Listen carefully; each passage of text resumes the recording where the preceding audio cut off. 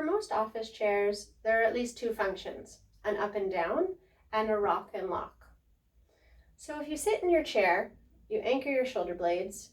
The lever to go up and down is usually on the right.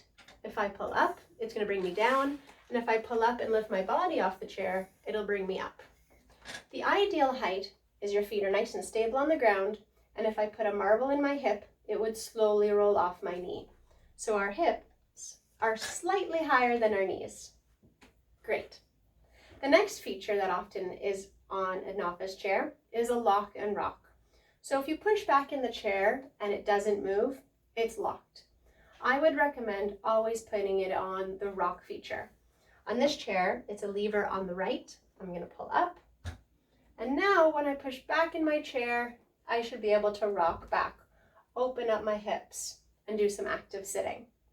If you find you put it on the rock and it's too loose and feels like a rocking chair, there's a tension knob. As well as if you try to push and it moves but it's really hard, you can use the tension knob. On a lot of chairs, it's right underneath the seat pan and you have to turn it quite a few times to adjust the tension. On this particular chair, it's on the other side and it's a knob here that I can turn to adjust the tension so that it holds me. It's nice and stable, but if I want to, I can push into my legs and rock back, feeling a little bit of a stretch and getting some movement into my hips. So make sure, no matter what kind of chair you're sitting in, to look for the height adjustable feature and the lever, as well as the rock and lock feature.